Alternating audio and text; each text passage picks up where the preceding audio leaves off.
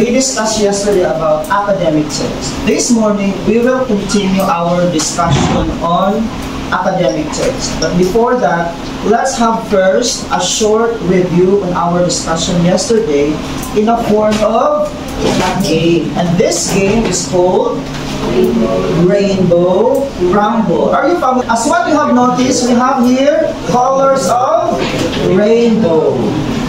Okay, listen. The mechanics of the game is very easy.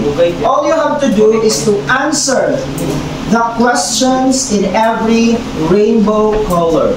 And if you give the right answer, you will be given a prize that is found behind every rainbow color attached on the card.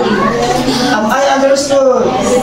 So if you give the right answer, you will be getting the neon colored paper, and then you're going to see what prize do you have. Am I understood? Are you all ready? Okay, so let's begin our review in a form of Rainbow Rumble. Okay, this is the red question. Raise your hand if you know the answer. Fictional text, narration, narrative, emails. Which of the following is an example of an academic text? Which of the following is an example of an academic text? Yes, Ryan. Narrative. Academic text, narrative, epic? No. That is wrong. I need another hand. Yes? Paghubasan. Fictional text. Fictional text.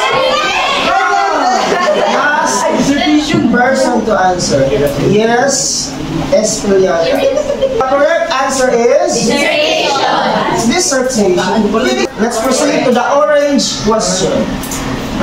Read. It is an important feature of academic writing that enables the reader to follow the argument and analyze the text. Yes, Abinyon. Structure. Structure? Do you agree? Yes. That is correct. Okay, get your prize.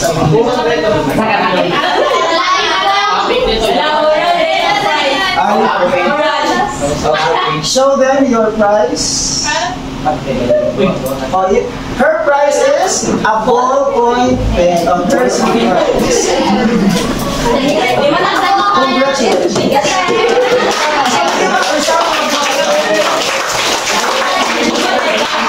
You don't have a picture. Okay, let's have the yellow. Okay, everybody read. These towels, whisks, kettle, mortar and pestle, meat grinder, and rolling pin belong to what specific discipline? Yes, Mandarin. CVL, home economics, cookery, that is correct.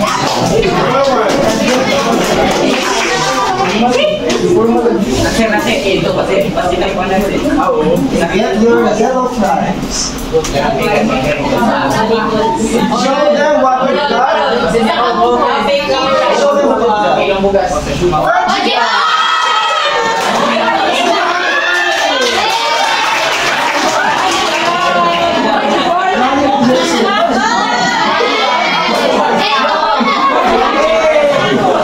Let's give everyone a go. Let's proceed now to the green question. The green question is, read. It is often described as the mirror image of the Yes, Joseph. Do you agree, conclusion? That is correct. Okay, Jocelyn, get your prize. Show them your last five for the next quiz. Okay? Okay, let's have now the blue question. The blue question is, what term or word that is being defined by the following statements? Okay, there are three definitions, and we are looking only for one word. In mathematics, this is result of multiplying. or an expression that identifies factors to be multiplied. What word is that? Another definition. In marketing, this is an object or system made available for consumers' use. Third definition. In chemistry, this is a substance that is formed as the result of a chemical reaction. Clue. It starts with letter B. Yes, Ivan. Yes, Martin. Correct! So, Martin, please move forward and get your blue bag.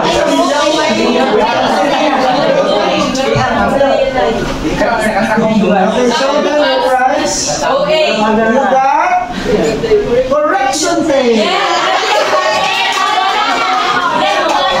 Here's your correction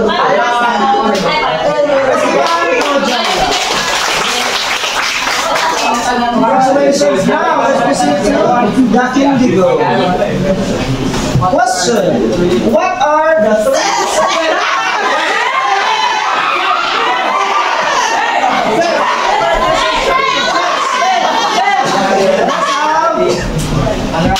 Orchid. Let's listen to our Orchid. Go. 3 seconds. 1, 2, 3, 4, production. 2. Let's go. Orchid, please get you.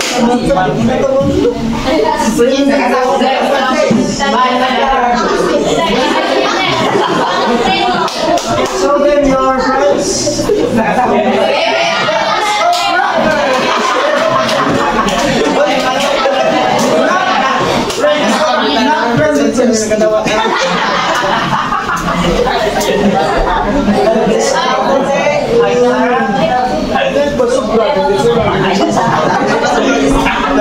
Okay, let's have now the violet color. Violet question.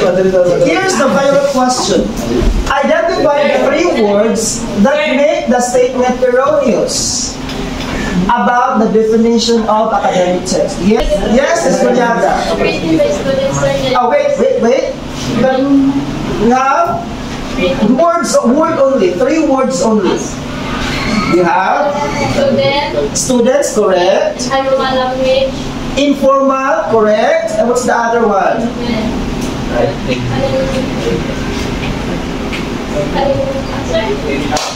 Subjective. Correct! Kasi you have subjective, you have students, and informal language. Because academic text is defined as critical, not subjective, it is objective. It is not written by students, it is written by experts or professionals. And the other wrong is informal, because it is formal. Please get your